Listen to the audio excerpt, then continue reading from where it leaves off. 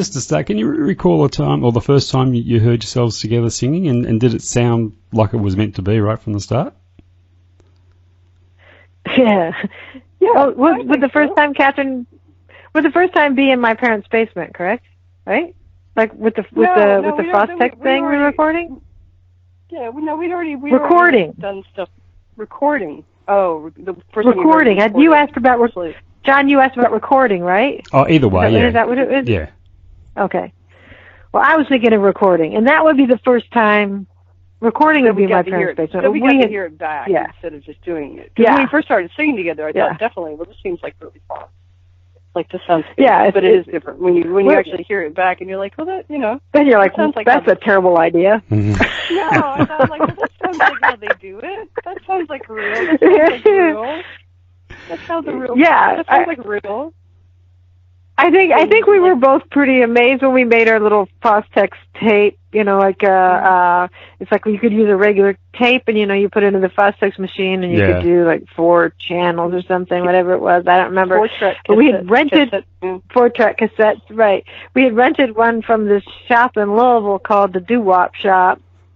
And I think I don't know how we rented it. We had no credit, I don't think, to be able to rent things. I don't know how we got it, but we got it and we took it to my parents' basement, and we recorded a bunch of songs there. And I think just hearing it back, it just didn't. It was pretty revelatory. I won't say it was like, I sound pretty or anything like that, but it was like there is something there that is compelling to me. Like I want to hear more of it. And then we decided, I think we would just turn all the vocals backwards, and we did that in a couple songs because we just thought that kind of cool too. So we were just really excited about recording. If you took the cassette tape out and you flipped it over, it would automatically play that part. So that was like a cool. And then we would just pretend we were singing in Portuguese or something, right? Like, oh, that's Portuguese. Look at that. We sound like we're photo singers in Portugal. Yeah. Catherine, you had a background in punk music, I believe. Well, we both. I mean, that's where we both. That's our provenance. Yeah. So talk us through the transition from that to the music you ended up making. I think it's pretty direct, really. It's just like, wanting to write your own songs because you couldn't figure out how to play anybody else's. And just like the kind of the structure of the songs is really very similar, like very like kind of stripped down, not many chords, and kind of the themes of the songs are the same, really. Because they're either all about me or they're all about jazz. Those themes have never changed.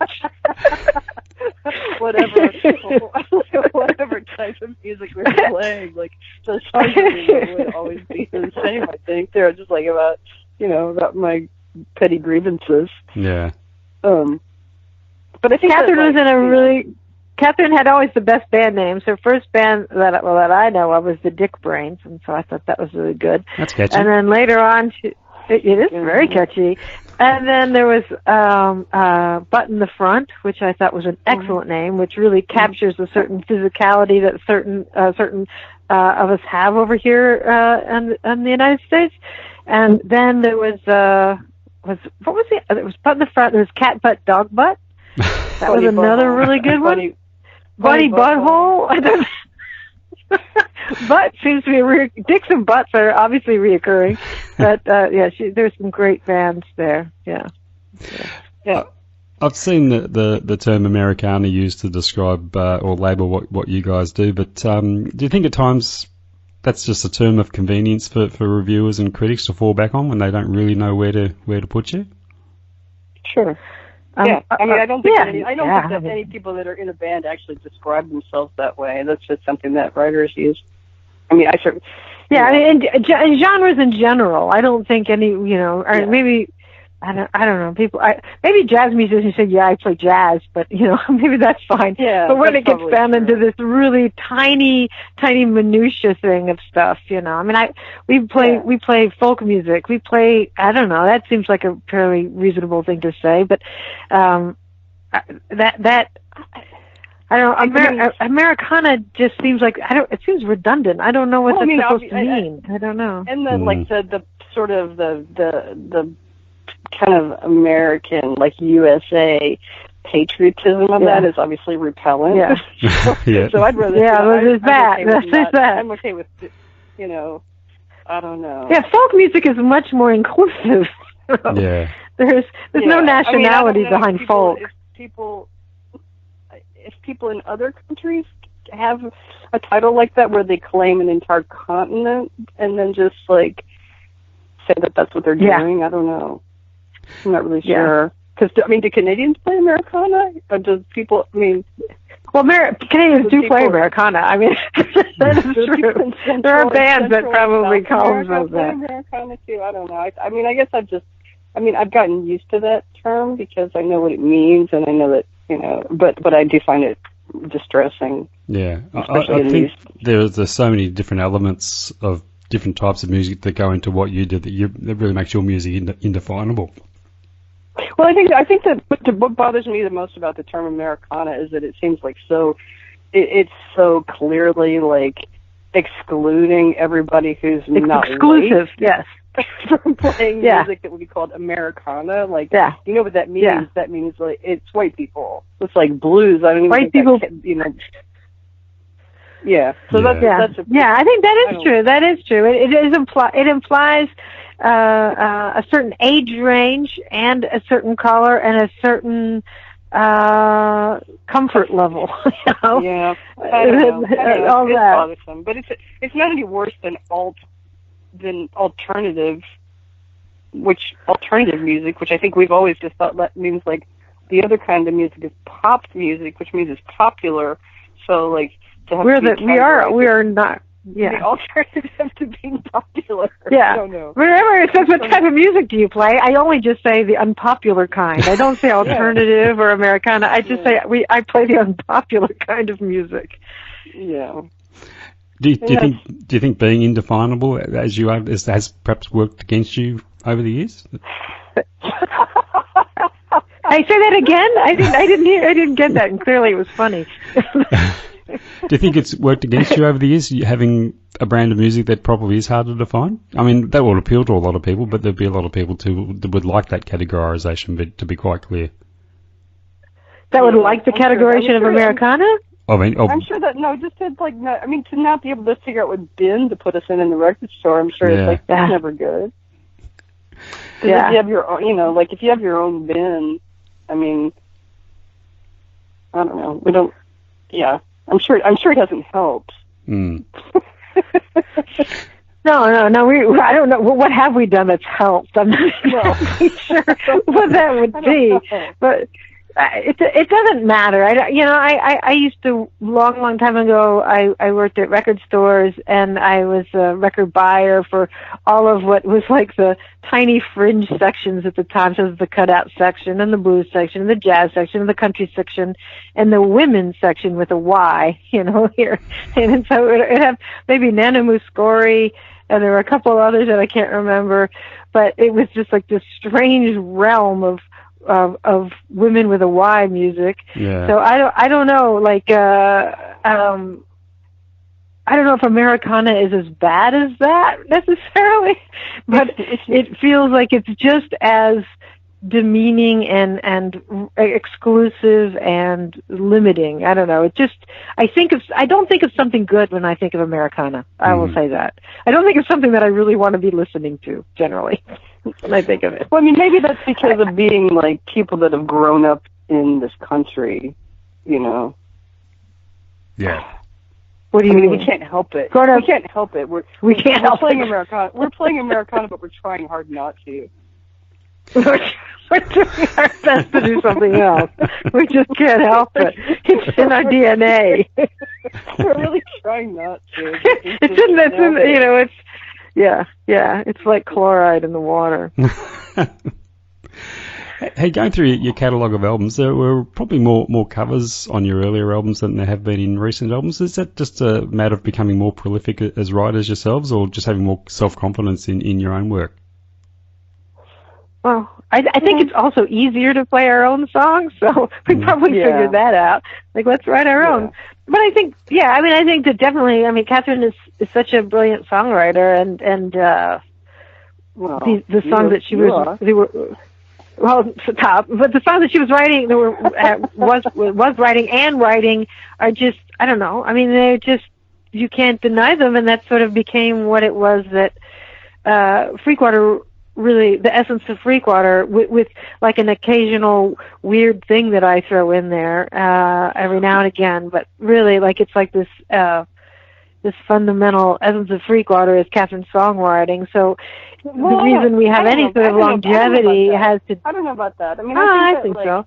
The thing about less covers on records is probably partly just because if you're just writing the song yourself, then you can't be judged in the same way as for just doing a cover of somebody else's song. Well, I can't speak to why you're writing the songs. I can't speak to that, but I'm just saying the songs that Catherine wrote were it was just fun to sing them. I mean, it was fun. It was really just fun to sing them and to hear something new, and also not understand that you're failing because you know how the melody's supposed to be because it's on a record. You just can't do it. So we can just make up our own songs and it'll be great. Yeah, like if you're just making it up, then it can't really be wrong.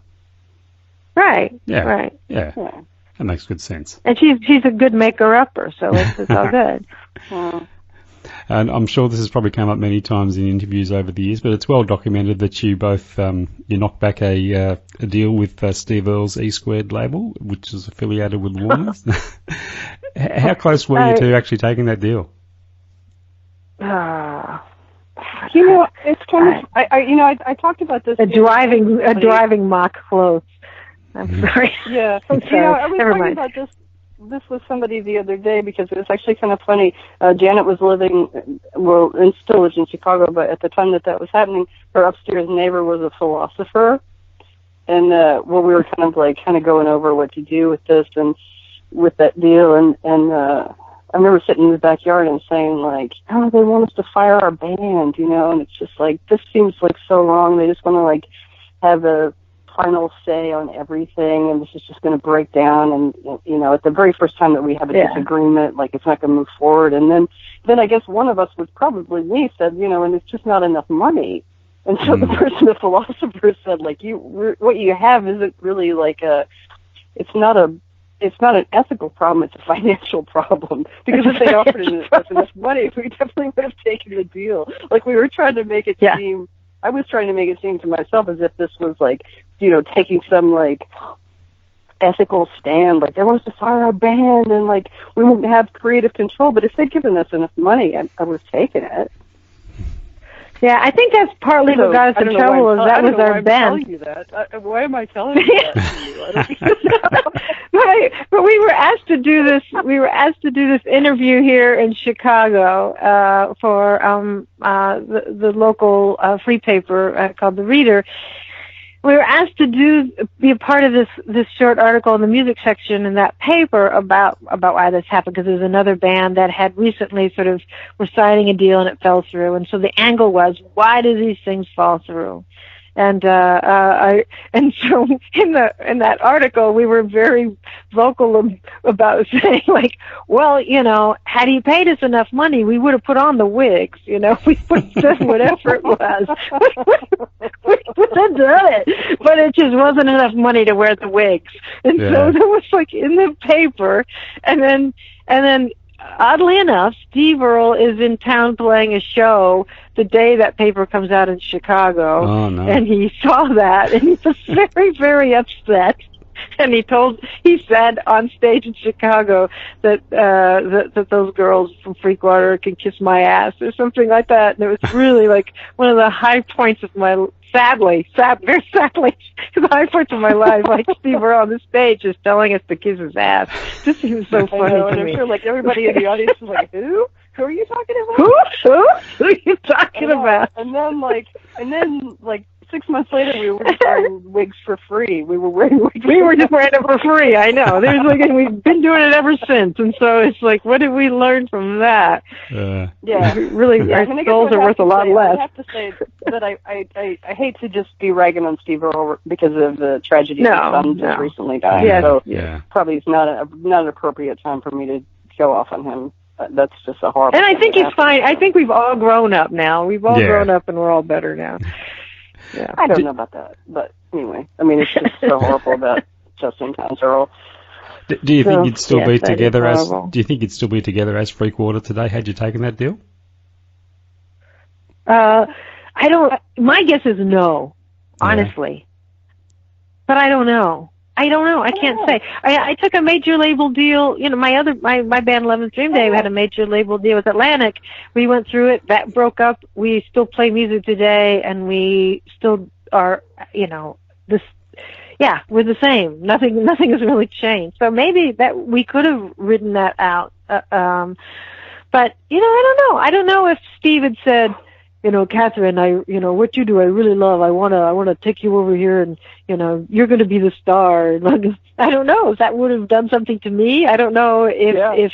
I mean, I guess I don't know how that would have worked out. Just based on what I just said, I guess it would have just been how much money was offered. It's just money. Since Catherine got enough money, she would ditch me. So yes, clearly. No, that's not true. But you never know. I mean, I can't say. Yeah. But what I can say is I don't have any regrets that we didn't do it. It's okay. You know, our trajectory is really sort of entirely our own, and for better or for worse. But you know, I couldn't be happier with you know, the output that we've had or anything. So it's, you know. It's fine. I could be happier with a couple songs I'd sung better, but. Yeah, I think that the people from that label, was that part of Warner Brothers? That was part of Warner Brothers. That's where the offices there. Yeah. And what was one of the high points of it for me was we were in this office at Warner Brothers, and somebody said like, Elvis is on the phone, and I was just like, no fucking way.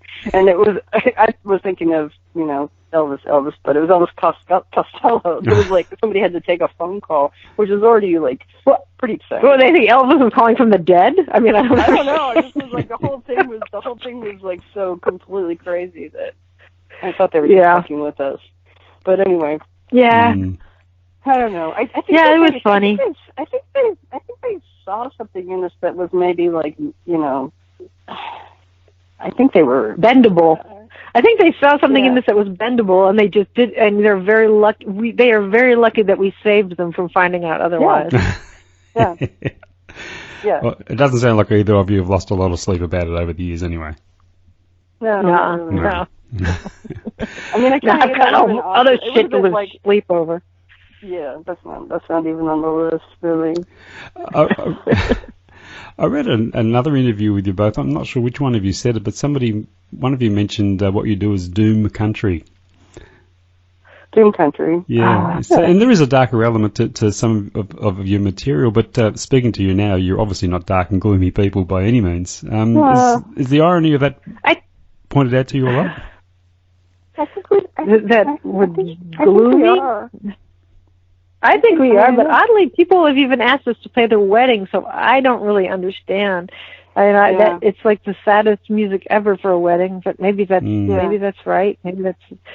I don't know. I think maybe the gloom country thing, like, you know, how you have to have the what's it called, metadata or something, whatever, like all the little tiny genres that you need to figure out, like how to attach it all to something. And this may be already very dated understanding of how to present yourself in the interwebs. But I think it's like you're pulling up gloom and funereal and like, okay, those funereal doom country, that makes sense. And so that seemed like what it was. So I don't know. I don't know. We're just like singing about life. It's a colorful tapestry. Yeah, we're just singing about life. I don't think it's all. It doesn't strike me as necessarily gloomy. It just strikes me as real or something. Yeah, I think it's just. I maybe think it's that like realism. Yeah, Maybe that's what we are. Maybe we're just. I think we are very much hyper-realism. I like that. Yeah. Musical genre. Yeah. We're like the Chuck Close of Americana. Don't say that. That's the worst. Don't ever say that again. How would you describe a typical Freakwater fan, if there is such a person? Oh wow, we have the best. We have like some of the most fantastic, really diverse fan people. Yeah. Yes, I would say we do. So I don't. We can't. I think the only word would be people that are unfettered by notions of what is supposed to be. You know, I think the fans that we have, they are just totally unfettered and are just doing, like, moving forward in the world, and they don't care if anyone makes fun of them if they like Freakwater. I mean, they're just they're people that just are on their own path. I will say that. And I am always. It's truly been an honor to meet people that are fans, because they are some of the longest standing fans that we have are just remarkable, beautiful people. Really, I swear. It's kind of amazing to me. Yeah. We played a show in Atlanta one time, and we were playing with Steve Goulding when he was playing drums with us. And there was a guy that was the first time we met this guy. We met him a couple times again later, but he was like a little performance artist, and I think he was kind of a tweaker, like a meth guy. He had this big notebook. He had this big notebook full of poems, but they were all just written as like little shapes, like little squiggly shapes and stuff. Like, it wasn't any kind of writing that I could really read. It was sort of like a kind of a hieroglyph, like drug-addled hieroglyphic kind of thing. But this guy was like he's a Freakwater super fan, and he had this musical project that he was doing where he was playing a Freakwater song on a Casio. He was doing this in like a strip club, and he was naked, and he had a woman that was a friend of his that was like a dominatrix who was like whipping him while he played this Freakwater song on a Casio and sang it. And I just remember. And that's how he came out with it to his family or something too. He like came out to his family with it seemed like with that song too. Like that was part of it. Like it was a really nice. And I remember we were saying like, just be safe. Just get some Neosporin, just like, and then this little guy he was so cute. He was really nice. He was only like about 19 or something. I don't think he was even old enough to be in the bar, but he said, I guess Steve Goulding must have asked him, like, what other bands do you like, or what other things do you like? And this guy said that his three favorite performers were Freakwater, Diamantia Gallus, and PJ Harvey. Wow. Well, that's good. That's a good combination. Steve Goulding said, "Oh, that's how you like a screeching harpy." So you like a screeching harpy? Yeah. Like, oh, that's so nice. That guy's one of our best.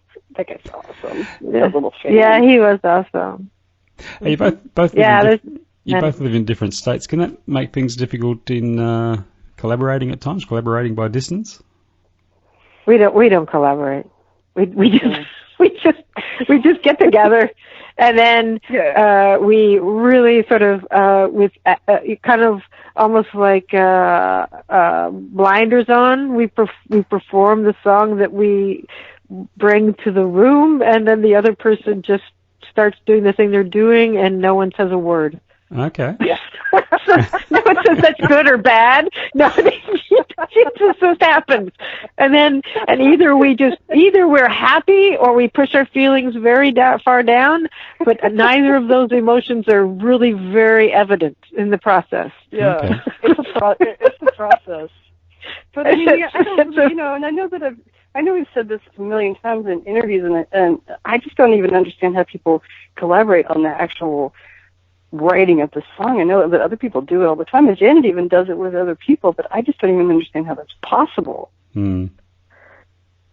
I mean, I guess, we don't, that doesn't really happen with Catherine. I am sort of used to the collaborative effort, and I like it. And also, it's not like if either of us bring a song to each other that we say it has to be like this, and No. I mean, there's a lot of we each doing our own thing that way, and then sometimes one of us will say, I think we should hold this line out here, or do this, like we work like that once we're together singing the song. Yeah. But there's never any. I think we've maybe written one song in all of our years together collaboratively.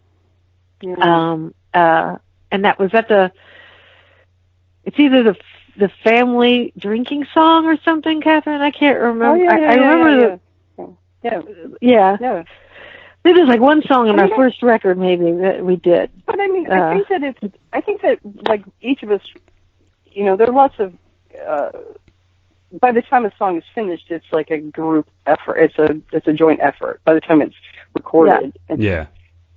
But the actual, and I also, it's like the writing of the words and stuff. It's just hideous. I can't even imagine having another person involved in that. It's just awful. Yeah. No, I appreciate it because I'm lazy, but I also think that we've been doing it for so long, and I think that we sort of, the dials were tuned in pretty early on about what we each did and how we were going to do it. That I think, even in an unspoken way, there's a collaboration when each of us are writing songs because we're sort of thinking about how that's going to work for the two of us. Yeah, definitely. So there's a collaboration already built into it, I think. Yeah. That we were sort of sensitive to what each other. I definitely hear what I think you will sing, and it usually turns out to be pretty accurate. Yeah, and so I think that we're already collaborating. Sing on these lines, and how we're going to divide it up and stuff like that. I mean, definitely I think that's true. I think there's a collaborative effort even in our isolation. Yeah, but you both have. I'm sure we would get more done if we were able to just collaborate because. It probably at the rate that it probably wouldn't take like 10 years to write a single song if we were both sitting. If we were just like if two people were working on it. It would. It's all right. You both have other musical outlets outside of Freakwater. How much do you think that's contributed to the longevity of Freakwater itself? Does it keep things fresh when you do get back together? Yeah, I mean, I've played in. Catherine does her solo stuff and plays with other people sometimes, and I've played. I did a very minimal amount of solo stuff, and I've had other projects that I've done, but the longest one being 11th Dream Day, and those sort of feed off each other to me in a way, and I think I'm always. It doesn't seem like one has to feed off the other or anything, or one is an antidote to the other. It just both of 11th Dream Day and Freakwater have been like a constant in my life since I was like 17, 18 years old. So I'm 56 now. So it's been a constant for so long that it is just it is just this. It's like brushing my. It's like part of my It's like if I only brushed my teeth every. 4 years, but that still seems normal.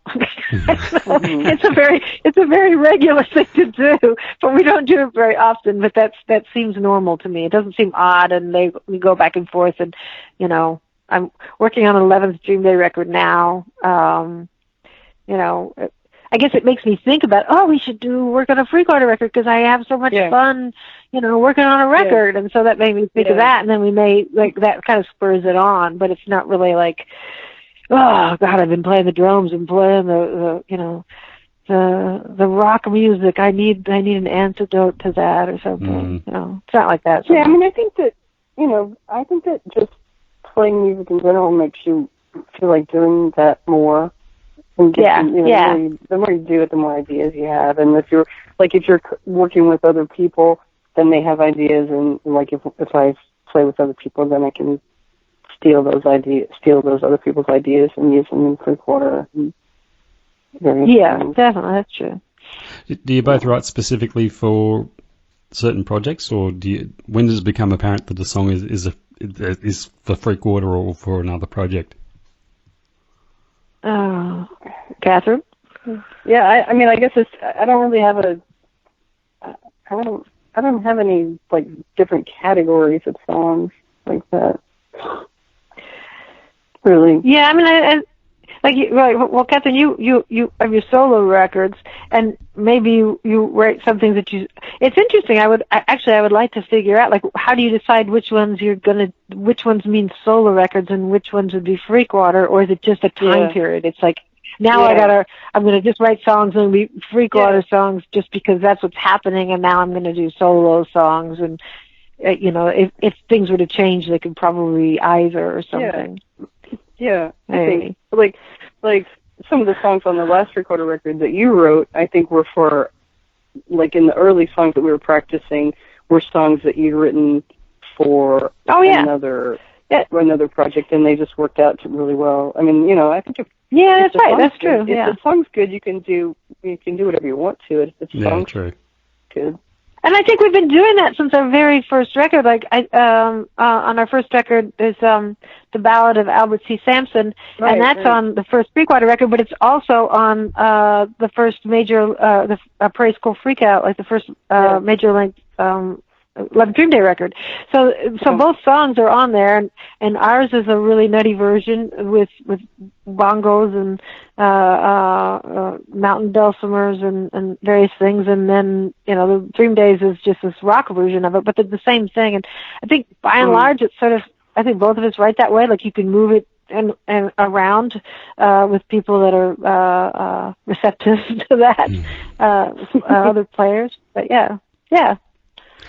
Have the working dynamics between the two of you changed much through the years, do you think? Or are you still pretty much the same? The what? The working dynamics, the way you work together, either on stage or in studios. I think there's been slight nuances and things that have developed more, like, and I think both in sort of like the way we understand each other and confidences that we have in each other and all those sort of things. I think those have obviously been enriched over a long period of time, but I think fundamentally we oddly are exactly the same. Yeah. I mean, I think that the longer that we play together, the more and the more times Janet is right about stuff, then I just think, like, oh, I guess she's just always right. Hardly. Oh my God! I want to make sure that you have this on record, because that is not how it goes down. That's kind of stacked up a bit over the years. Like, not thinking like, oh, maybe she's just occasionally right, but in fact, like, oh, this is like, just the cumulative amount of respect for another person's opinion. That's like something that over. I think that is true. Yeah. What about your on-stage persona? If I went back in time and saw a Freakwater show from 20, 25 years ago, would I see pretty much the same on stage as what we're seeing now? In terms of your on-stage persona? 25 years ago? In the really dim lights, yeah, for sure. In the dim light, we pretty much the same. Turn up the lights and it's different. It's very different. 1985. It's 1985 in the dim light. That was different. No, we're pretty much the same, I think. I think it's like Catherine is super funny, and it's always it's like just to be up on the stage and to be able to like respond or listen to the things she says. And sometimes, I'm really confused. 99% of the time, it's like it is so funny, and it's just really funny to be next to that and fun, and this sort of like back and forth thing that happens. Like some of the funniest things that I've ever heard anyone say were things that you said when we were playing shows. Well, I mean, but we don't want to repeat those. Really, we don't want to say those again. I think that that's because I had like 18 glasses of sherry or something. I don't know. Yeah, and then Yeah, I don't even think it was a glass involved. I think it was just a straight from the bottle. I don't think there was a glass. Bottle, yeah. It might have been a glass. But I don't know. I don't think there's that much difference. I think because, like, the thing that drives me, at least, to just, like, gibber and talk while we're playing is just terror, and that's still exactly the same. Yeah. The level of just, like, blind fear, like, every time we go to play is just absolutely undiminished. From the very first time that we played. And it's my job just to say things that sort of stop that, to move the show forward. So I have to be the other straight person that has to, like, rein it in and go forward. No, you don't have to do that. You don't have to do that. But, I mean, it is interesting that, I mean, that, like, the number of I guess I want to. We play, that I'm not any less terrified than I was. Yeah.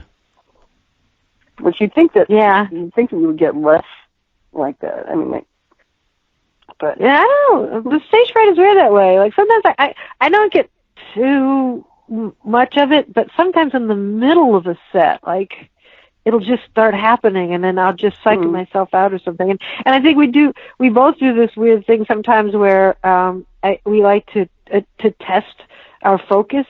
And so, you know, you could be singing a song, and then you just start to think about your laundry or, like, something else in your day, and to see if you can manage to be, like, on automatic lyrically and have your mind go someplace else, like, to what you need to do once you get back to the hotel room or, you know, whatever. And so those are those little sort of games that you play, and I always lose anyway. I mean, I never win at that game. I always lose. So. Well, because you get to that point, like, as soon as I have that thought, like, I wonder if I can do that, and then I think, like, oh, shit, I am doing that. I have no idea how the song goes. That's like some sort of obsessive-compulsive disorder or something. I don't know what the diagnosis is. Hey, you changed labels a few years back. After many years with Field Jockey, you went to Bloodshot. Any particular reason behind the change?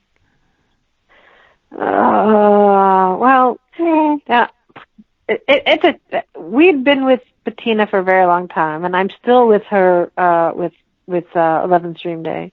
And I think Catherine and I, you know, sometimes you just need, like, some sort of way to infuse some sort of something new, something different, you know, like to I don't know, change things up. And Rob had always been, you know, interested in us. The label had been, and we wanted to we sort of thought, let's just make our own record. When we decided to do it ourselves, we paid for it all ourselves. Yeah, and we really liked it. We weren't going to put it. We didn't know what we were going to do. We were even thinking about putting it out ourselves. You know, what are we going to do? And Dave was our bass player. Dave Gay paid for everything up front and was super generous and paid for it all, and was like, let's just make the record we want to make. And we it was really fun, and we did that. And then we got this thing, and it sounded really great. And then we're like, what are we going to do? And should we do it this way? I know, you know, sort of how it was working at Thrill Jockey is, we didn't think we'd, you know, I don't know, we were just ready for something different. We just like, we want something new. Yeah, I kind of thought that the Bloodshot might have some ideas, like, about what to do with us that would be different from Thrill Jockey. Yeah. Like, you know, as far as getting, you know, more interesting shows, or on somebody else's tour, or just for us to see. I mean, you know, it wasn't anything. We were an outlier on Thrill Jockey. I mean, there weren't really any other. I think she'd had some people on and off the label at different times that you know, were not too dissimilar from us, but we were always sort of an outlier. At this point, now that we're not on that label anymore, there are more people that. Yeah. But you know, it's like it was a lot of young kids that I really, at the time, to me, in my head, and this is not really probably fair to any of them, but I was just thinking that maybe we just need to go with a label that this is what they put out. You know, they'll have the channels already sort of figured out. and it was really beneficial. We got to like the top 10 in the bluegrass charts or something. We were just topped by Steve Martin and his banjo record or something, I think. It was some really wacky thing. So we did pretty well. We got in a lot of stuff that we hadn't gotten in, and we toured a lot on that record. And I'm really proud of everything that happened. And then, we came home and stopped, and just as we do, everything comes to a dead stop, and it's not like, oh, we need to keep the momentum going. Let's keep going. We're just like, oh, done with that for a while. Let's regroup here and get the sanity back. We came home from Europe, and like 3 days, maybe a week later, Donald Trump was elected president, and then I think I just got in bed and didn't come out for a year and a half or something like that. Mm. Yeah. And that was still... That's about it. Can't blame you for that. Yeah, my dad. No, we were having a great year. We had tons and tons of shows in Europe, and it was really fun. And we were calling it the American Apology Tour, ahead of time. Tour, yeah. Which I'm glad we got to do that. Prophylactic. Yeah. Get the apology in first, yes. For what we were about to do. But then, then it's just been it's a shitty time. Yeah. I think Trump is really just we can't play until he's gone, I think. Somebody just asked me yesterday to play somebody's birthday party here in Kentucky, in the beginning of November, and I just felt beginning of November, what day in November? Because I think the election is on the 3rd. It's it can't be before the 3rd, and if it's after the 3rd, it's depending on how things go. I guess so. Could be a celebration, yeah. I have to be in Texas on the 3rd. On the election day, I'm in Texas, of all places. Oh, yeah. I know. I'm a little terrified. But, yes. So tell us the current lineup of the rest of your band as it stands today. Catherine and me. I mean, I think at any given time, I think that's the only thing that can ever be, absolutely counted on. Right, we've been playing with Anna on fiddle, and so I think she's been really great. Dave is always someone that comes. He's always he's a member of the band, but we're doing one-off shows, and he lives in North Carolina, Catherine in Kentucky, me in Illinois, and so it's hard to make it work sometimes, and so we figured out sometimes where it's better where he just doesn't have to come all that way for that little amount of money. And I love Morgan's playing too, but I think that we've always been a band that has had various lineups, and I can't say what the next one will be. Who knows what it will be? I don't know. Yeah. I don't know. Maybe Dave definitely is a foundational member of the unit. And it's hard when we just get asked to play these one-off shows because it's especially now it's impossible, but even before the plague time, it's a big production even just for 4 people. Yeah, we're pretty neurotic and as not professional as some may think our show is. That takes us a lot of fucking work. We're practicing for very long time. Nothing is left to chance. Yeah, nothing is left to chance.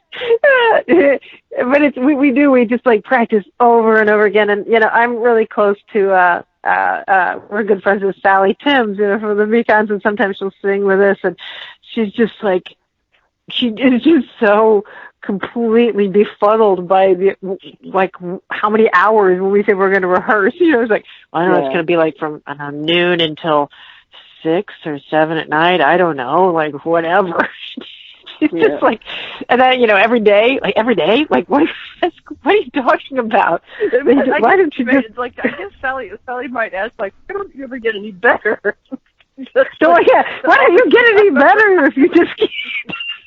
So I'm just, as I was saying, it just takes that amount of effort to keep the the minimum of talent, the minimum of proficiency that we have. True. It takes that much. It's true. It takes a lot. It takes a village. It does take a village. It does. Well, we hope once the world is back to some sort of normal, you can make yourself down here to Australia. We'd love to see. I don't think we've had the pleasure, have we? Yeah, I would love to. We've always, it's my fault because in 1999, 2000, I think, we were supposed to tour with the Dirty Three in Australia, and I had just recently